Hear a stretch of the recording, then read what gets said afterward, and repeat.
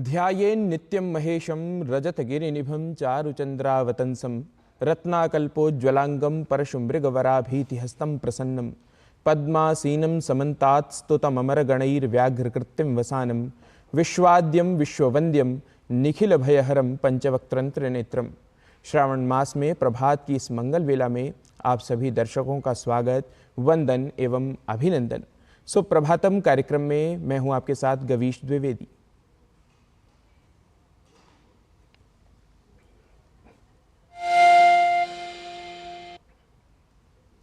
जैसा कि आप जानते हैं, सुप्रभातम कार्यक्रम भारतीय मूल्यों, मनन एवं दर्शन पर आधारित एक अनूठा कार्यक्रम है, जिसमें हम प्राचीन तथ्यों के निदर्शन के साथ साथ आधुनिक तत्वों का प्रदर्शन भी देखते हैं।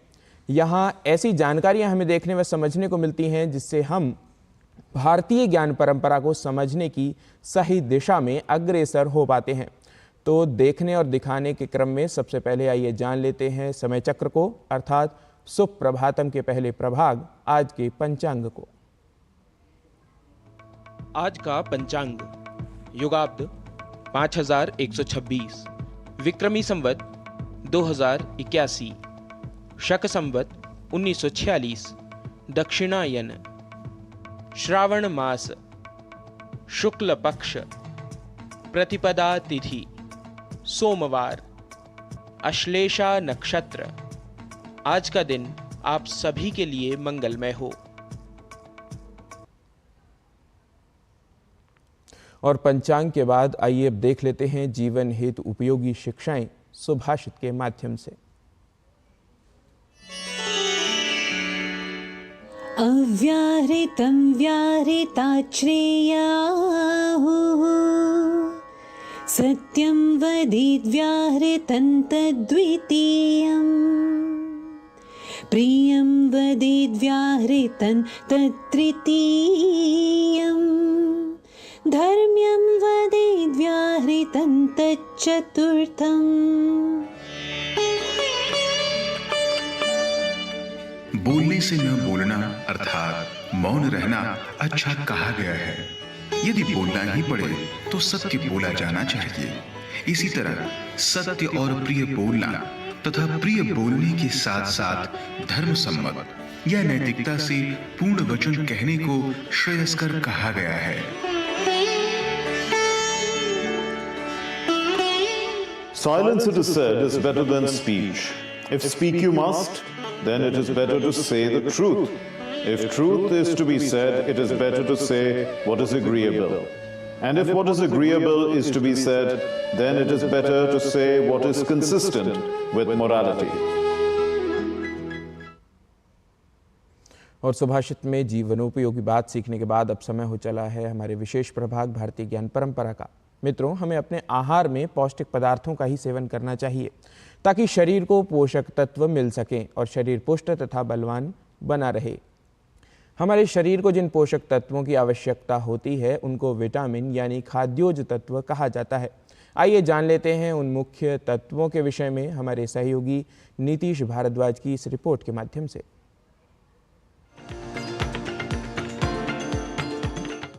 प्राणिनां पुनर्मूलमाहारो बलवर्णौ जसां च, अर्थात बल, वर्ण, ओज आदि के लिए प्राणियों में आहार ही मूल वस्तु है। आयुर्वेद ने आहियते अन्न नलिकया यत्तदाहारः के अनुसार अन्न नलिका के मार्ग से ग्रहण किए जाने वाले पदार्थों को आहार कहा है।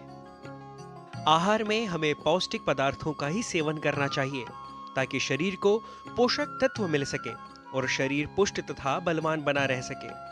आहार में दूषित, पोषण रहित तथा शरीर का नाश करने वाले पदार्थ नहीं होने चाहिए।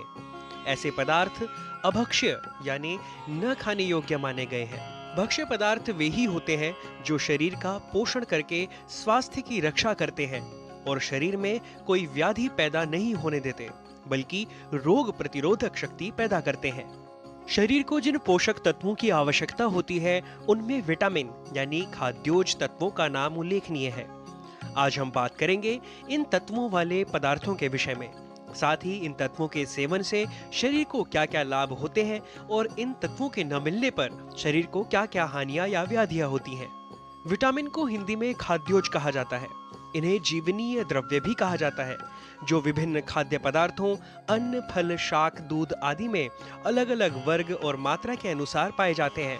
इन पदार्थों के सेवन से शरीर को ये जीवनीय द्रव्य प्राप्त होते हैं, जिससे शरीर को ऊर्जा, शक्ति और पोषक तत्वों की प्राप्ति होती है। इसीलिए हमें पोषक तत्वों से युक्त पदार्थों का आहार करके अपने शरीर और स्वास्थ्य का अनुवर्तन करना चाहिए। आयुर्वेद में कहा गया है, तच्च नित्यम प्रयुंजीत स्वास्थ्यम येनानुवर्तते अजातानाम विकाराणाम अनुत्पत्तिकरम चयत। अर्थात हमें ऐसे आहार द्रव्यों का ही नित्य सेवन करना चाहिए जिससे स्वास्थ्य का अनुवर्तन होता रहे, अर्थात स्वास्थ्य उत्तम बना रहे और जो रोग उत्पन्न नहीं हुए हैं उनकी उत्पत्ति भी न हो सके। यह श्लोक स्वास्थ्य के व्यापक सिद्धांत की नींव है, जो संतुलित आहार यानी बैलेंस्ड डाइट का मूल मंत्र है। शरीर की रक्षा और वृद्धि करने में जीवनीय द्रव्य बहुत सहायक होते हैं। इन तत्वों से रहित आहार द्रव्य निर्जीव आहार होता है।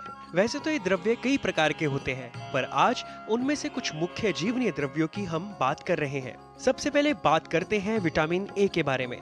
विटामिन ए मूलतः हरी पत्ती वाली शाक सब्जियों, पपीता, गाजर, दूध, मक्खन, आलू, केला, छुहारा या खजूर, सोयाबीन, धनिया आदि में मुख्य रूप से पाया जाता है। नेत्र ज्योति में कमी या अंधापन न होने देना, त्वचा स्वस्थ रखना, दांत व हड्डी के लिए हितकारी, बच्चों के लिए बढ़ती उम्र में उपयोगी व आवश्यक और शरीर की रक्षा करना इस विटामिन के मुख्य गुण हैं। विटामिन बी के स्रोत की बात करें तो यह विटामिन छिलके वाली मूंग दाल, हरी शाक सब्जियों, दूध, मूंगफली, चना, सोयाबीन, घी, गेहूं, चावल, मीठे फल आदि में मुख्य रूप से पाया जाता है। इस विटामिन के मुख्य गुण मांसपेशियों को मजबूत रखना, शरीर को पुष्ट और सुडौल रखना, पाचन क्रिया ठीक रखना, शरीर में स्निग्धता और सौम्यता रखना आदि बताए गए हैं।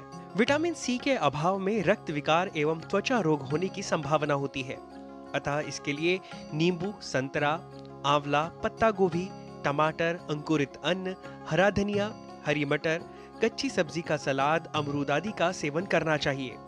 इसके सेवन से रक्त शुद्ध होता है, त्वचा निरोग और स्वच्छ रहती है, जख्म जल्दी भरते हैं व पाचन क्रिया ठीक रहती है। हड्डियां कमजोर होने पर, शरीर की हड्डियों व दांतों का उचित विकास न होने पर, रोग प्रतिरोधक शक्ति में कमी होने के लक्षण प्रकट हो तो विटामिन डी से युक्त खाद्य पदार्थों का सेवन करना चाहिए। सूर्य की किरणें, पालक, दूध, घी, मक्खन आदि में यह विटामिन मुख्य रूप से पाया जाता है। हृदय व मांसपेशियों के संकोचन और रक्त संचार को संतुलित रखने में भी यह अत्यंत सहायक होता है। शरीर में पौरुष बल, शुक्र बल और प्रजनन शक्ति उत्पन्न करना, हृदय को बल देना, गर्भ धारण करने की क्षमता उत्पन्न करना, मुख पर ओज और कांति बनाए रखना, गर्भ की रक्षा कर उसका समुचित विकास करना विटामिन ई का मुख्य गुण है। यह विटामिन मुख्य रूप से अंकुरित अन्न, हरी शाक सब्जी, वनस्पति से बने तेल, दूध, अनाज, सेब, केला, शहद, मूंगफली आदि में पाया जाता है। इस प्रकार पदार्थों के गुणों के साथ साथ पदार्थ की मात्रा के औचित्य का ध्यान भी रखना चाहिए, क्योंकि अधिक मात्रा में लिया गया आहार भी दोष उत्पन्न कर सकता है। पौष्टिक आहार में इन पदार्थों का यथाशक्ति उचित मात्रा में प्रतिदिन शामिल कर सेवन करते रहना चाहिए, जिससे कि हम अपने स्वास्थ्य की रक्षा कर सकें। Nitish Bharadwaj, DD news.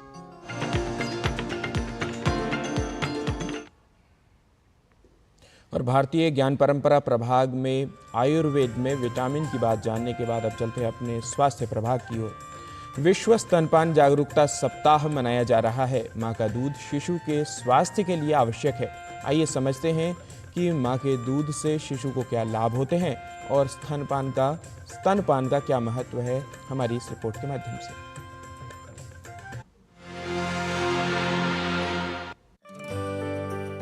स्तनपान को प्रोत्साहन देने के लिए और माताओं को नवजात शिशुओं को प्रथम आहार के रूप में मां के दूध के लिए प्रेरित करने के लिए अगस्त माह का पहला सप्ताह विश्व स्तनपान सप्ताह के रूप में मनाया जाता है। इसका उद्देश्य है स्तनपान को प्रोत्साहन देना, साथ ही माताओं को अपने नवजात शिशुओं को स्तनपान कराने के लिए प्रथम आहार के रूप में मां का दूध देने के लिए उन्हें प्रेरित करना। प्रतिवर्ष हम 1 से 7 अगस्त के बीच विश्व स्तनपान सप्ताह मनाते हैं। इसका हमारा फोकस ये होता है कि हम एक बार फिर सब फैमिलीज़ को, सब माताओं को ये बताएं कि बच्चे के लिए स्तनपान ही उत्तम आहार है। वो बच्चे को इन्फेक्शन से बचाता है और उसके पूर्ण विकास के लिए वही सबसे ज़्यादा ज़रूरी है।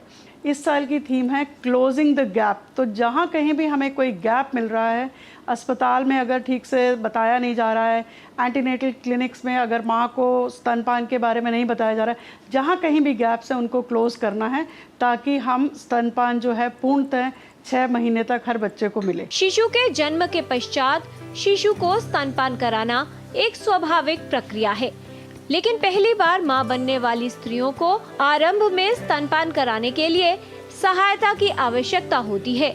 शिशु को पर्याप्त सुरक्षा, स्नेह और पोषण की आवश्यकता को पूरा करता है स्तनपान। स्तनपान के बारे में सही ज्ञान के अभाव में बच्चों में कुपोषण, रोग और संक्रमण की संभावना बढ़ जाती है। स्तनपान कब शुरू किया जाए, स्तनपान कराने का सही तरीका क्या है और स्तनपान कब कराएं? शिशु को कितनी बार स्तनपान कराया जाए? ऐसे कई महत्वपूर्ण प्रश्न हैं जिनके विषय में जानकारी आवश्यक है। बच्चे के लिए माँ का दूध बहुत ज़रूरी है। वो इन्फेक्शन से बचाता है, बच्चे के पूर्ण विकास में मदद करता है और बच्चे की जो दिमागी स्तर पे भी उसका IQ जो है 8 से 10 नंबर तक बढ़ता है। जो बच्चे समय से पहले पैदा होते हैं, प्री टर्म हैं या बीमार हैं, जिनको नियोनेटल इंटेंसिव केयर यूनिट में भर्ती करना पड़ता है, उन बच्चों के लिए भी माँ का दूध ही सर्वोत्तम है। माँ का दूध निकाल के एक्सप्रेस करके ऐसे बच्चों को दिया जाना चाहिए। उससे उन बच्चों को नर्सरी में रहते हुए भी इन्फेक्शंस नहीं होंगे और उन बच्चों का विकास जो है अच्छी तरह से होगा। शिशु के लिए माँ के दूध का विशेष महत्व है। विशेष तौर पर जन्म के बाद पहला गाढ़ा दूध, जिसे कोलेस्ट्रम कहा जाता है, ये शिशु के लिए पहले टीकाकरण का कार्य करता है। शिशु के पूर्ण पोषण के लिए शिशु को माँ का दूध मिलना चाहिए। माँ के दूध से शिशु को लाभ होते हैं। माँ का दूध शिशु के लिए सर्वोत्तम पोषण है, जल्दी और आसानी से पच जाता है। शिशु के जन्म के 1 घंटे के अंदर माँ का दूध शुरू करना उपयोगी होता है। शिशु को जन्म घुट्टी या पानी देने की आवश्यकता नहीं होती। स्तनपान के लाभ माँ और शिशु दोनों के लिए होते हैं। माँ का दूध पहले घंटे के अंदर बच्चे को मिल जाना चाहिए। इस पहले घंटे का महत्व ये है कि पहले घंटे में बच्चा बिल्कुल चौकन्ना होता है, एक्टिव होता है और वो ब्रेस्ट फीड अपने आप से अच्छे से करेगा। उसके बाद बच्चा थक के सोने लगता है, तो उसके बाद की आपकी कोशिशें उतनी कारगर नहीं हो पाएंगी। पहले 6 माह में बच्चे को सिर्फ माँ का दूध देना है।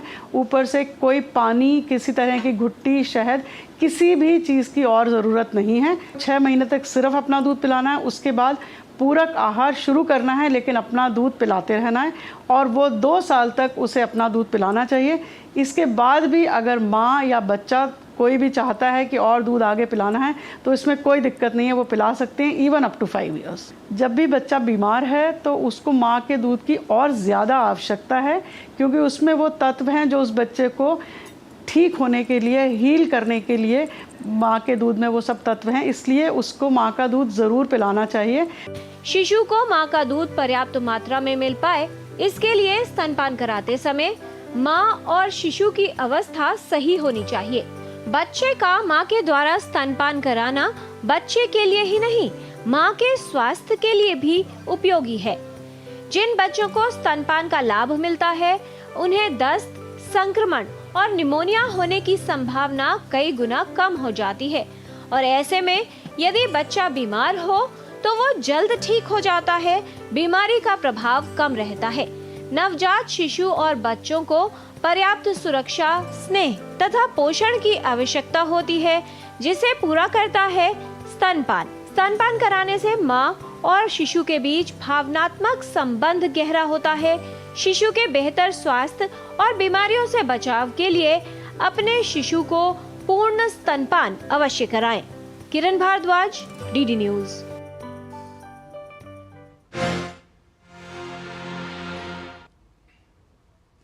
तो स्वास्थ्य प्रभाग में स्तनपान से जुड़ी विविध जानकारियों के बाद सुप्रभातम कार्यक्रम में अब समय हो गया है एक छोटे से विराम का। आप कहीं न जाइए, देखते रहिए डीडी न्यूज।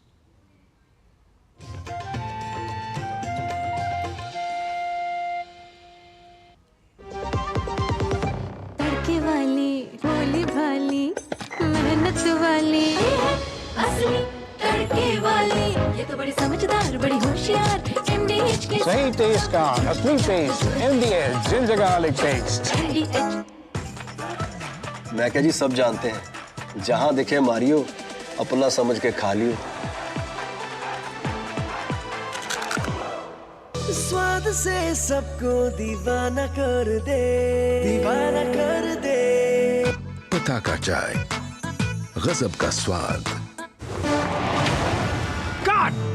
सुरक्षा की गारंटी हर चीज में जरूरी है, चाहे वो मुश्किल स्टंट हो या अच्छी फसल। इसीलिए ले आइए IIL के ट्रैक्टर ब्रांड का शिनबा, जो देता है सुंडी और ट्रिप से सुरक्षा की गारंटी। आपके घर के खाने में रेस्टोरेंट जैसा स्वाद ले आए MDH का शाही पनीर मसाला। पनीर को क्या मस्त बना डाला।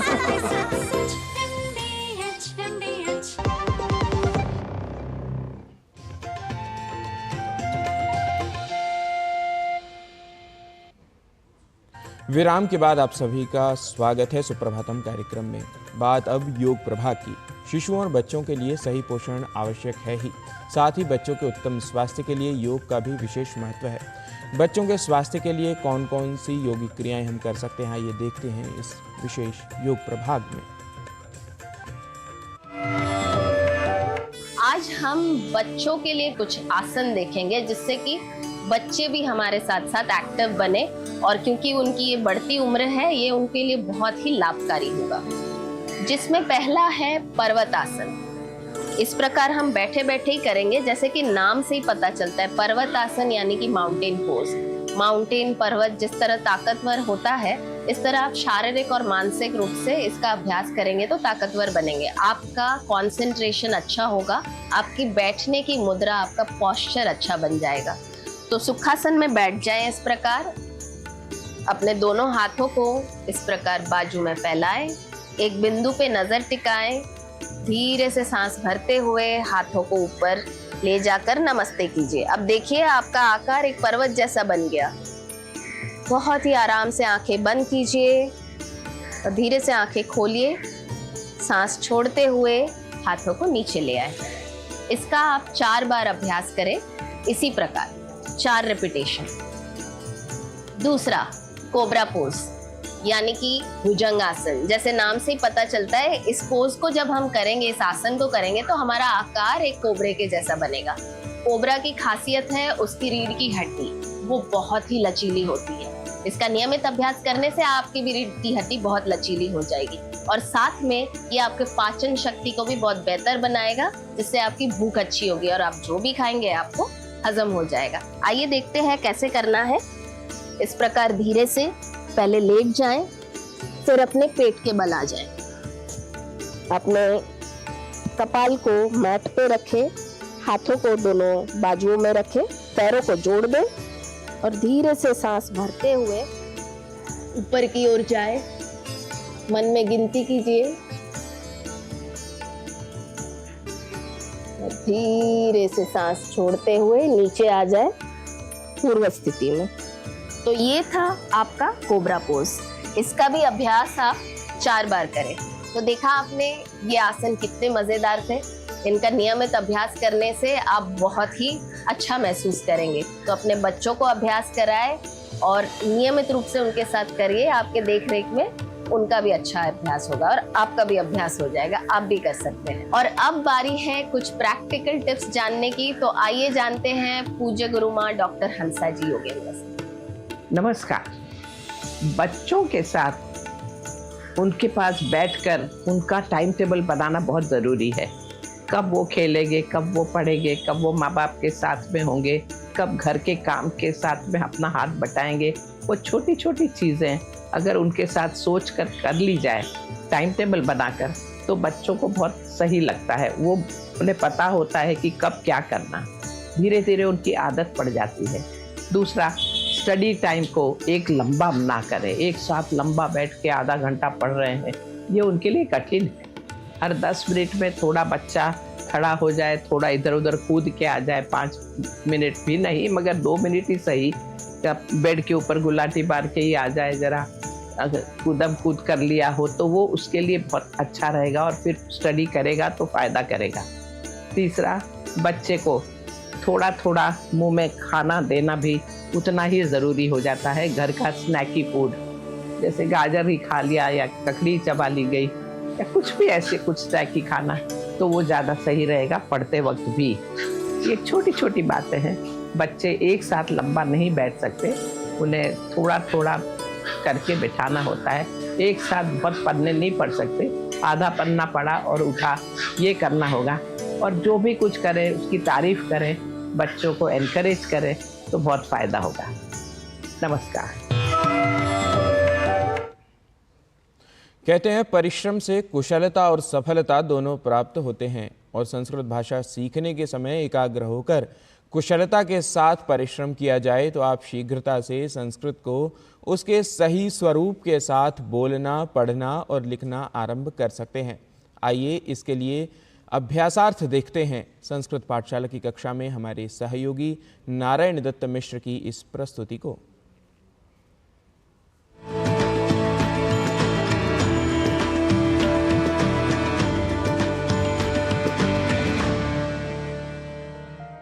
दर्शकाः, संस्कृतपाठशालायां स्वागतमस्तु सर्वेषाम्। अहं सर्वेभ्यः नमो नमः इति वदामि। आइए आज ऐसे ही कुछ वाक्यों का प्रयोग कर लेते हैं। अहम नमो नमः वदामि, अर्थात मैं नमस्कार या नमः नमः यह कहता हूँ। भवान् अपि नमो नमः इति वदतु।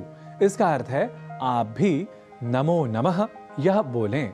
इसी तरह अपने से छोटी आयु वाले के लिए कहना हो कि वह भी नमो नमः बोले तो कहेंगे त्वं नमो नमः इति वद, अर्थात तुम नमो नमः यह बोलो। तो अब तक हमने जाना कि संस्कृत में मैं को अहम, आपको भवान और तुमको त्वम यह कहते हैं। अब बढ़ते हैं आगे और जान लेते हैं एक और शब्द के बारे में। हमने अभी कहा त्वम नमो नमः इति वद। यहाँ एक शब्द आया वद, पर हम संस्कृत के इस शब्द को अन्य भाषाओं से प्रभावित बल्कि कुप्रभावित होकर बोल जाते हैं वद, यानी त्वम नमो नमः वद। ऐसे ही त्वम नमो नमः कथय को बोल जाते हैं त्वम नमो नमः कथय। और फिर ऐसे ही त्वम नमो नमः लिख या पठ। यहाँ लिख और पठ की जगह हम उच्चारण कर जाते हैं लिख पठ, यानी त्वम नमो नमः लिख, त्वम नमो नमः पठ। और ऐसे ही कई अशुद्ध उच्चारण हम में से कई लोग कर जाते हैं। और हम आपको अपनी संस्कृत पाठशाला में यही बताते चले आ रहे हैं कि संस्कृत अर्थात परिष्कृत और वैज्ञानिक तथा तार्किक भाषा में शुद्ध उच्चारण कितना महत्वपूर्ण होता है। इसलिए हमेशा जैसा लिखा है वैसा ही संस्कृत में पढ़ा जाना चाहिए। वैसे हम तो यह देखते ही हैं कि कई ऐसे शब्द हैं जहां हम संस्कृत शब्द के अ इस एक अक्षर का उच्चारण ही नहीं करते, वहीं दूसरी ओर ऐसे भी शब्द हैं जहां हम अतिरिक्त रूप से अ या आ को जोड़ देते हैं। जैसे एक शब्द है द्वार, जिसे हम मुख सुख या कुछ प्रादेशिक प्रभाव की वजह से दवार बोल जाते हैं। वस्तुतः द्वार के ड के बाद हम अतिरिक्त रूप से अ अक्षर जोड़ लेते हैं। ऐसे ही अतिरिक्त रूप से आ अक्षर भी हम जोड़ लेते हैं। जैसे अत्यधिक बोलना हो तो हम कहते हैं अत्याधिक, और हमें यह लगता है कि यही सर्वथा शुद्ध है, यही अधिक संस्कृत रूप है, जबकि ऐसा नहीं है। ठीक इसी तरह से एक शब्द है अनधिकृत, और हम कई बार बोलते हैं और कई बार ऐसा लिखा हुआ भी पाते हैं अनाधिकृत, अनाधिकृत प्रवेश वर्जित है। तो इस तरह से कुछ अशुद्धियां होती हैं, जबकि होना चाहिए इसे अनधिकृत। ऐसे ही कई उदाहरण हैं जहां हमें रखना चाहिए उच्चारण का विशेष ध्यान। यूं कहें कि संस्कृत या संस्कृत निष्ठ शब्दों का हम करते रहें सावधान और सब प्रावधान शुद्ध उच्चारण। यही है संस्कृत पाठशाला का विश्लेषणात्मक संज्ञान। तावत् पुनर्मिलामः उच्चारण शिक्षायाः अभिनव कक्षायां। नमो नमः।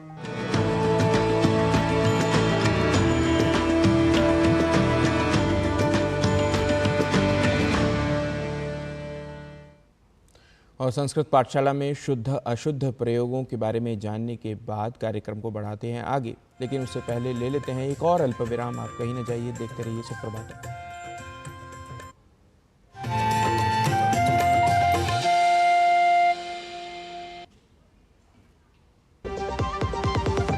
MDH का किचन किंग किचन में हो तो हम सब कुछ बना सकते हैं। बैंगन का भरता, आलू गोभी, भिंडी मसाला और भी बहुत कुछ। MDH मैं क्या जी, सब जानते हैं, जहाँ दिखे मारियो, अपना समझ के खा लियो। स्वाद से सबको दीवाना कर दे, दीवाना कर दे। पता का चाय, गजब का स्वाद। सुरक्षा की गारंटी हर चीज में जरूरी है, चाहे वो मुश्किल स्टंट हो या अच्छी फसल। इसलिए ले आइए IIL के ट्रैक्टर ब्रांड का शिनबा, जो देता है सुंडी और ट्रिप से सुरक्षा की गारंटी। बात जब पीढ़ियों के लिए बनने वाले घर की हो तो जिम्मेदारी बड़ी हो जाती है। गैलेंट समझता है ये जिम्मेदारी। अब डबल M रिब्स के साथ गैलेंट एडवांस TMT रीबार, निर्माण का रियल हीरो।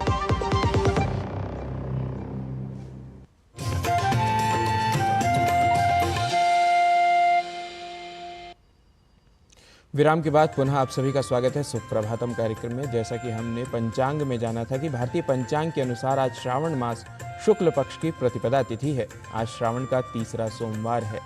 श्रावण का महीना भगवान शंकर का प्रिय मास कहा गया है। ऐसे में आज प्रातः काल से ही मंदिरों में शिव भक्तों का तांता लगना शुरू हो चुका है। इस अवसर पर भगवान शंकर का जल, दुग्ध, घी, शर्करा, गन्ने के रस आदि से अभिषेक किया जा रहा है। देश के विभिन्न मंदिरों में, तीर्थ स्थलों पर पूजा अर्चना और विशेष रूप से रुद्राभिषेक किया जा रहा है।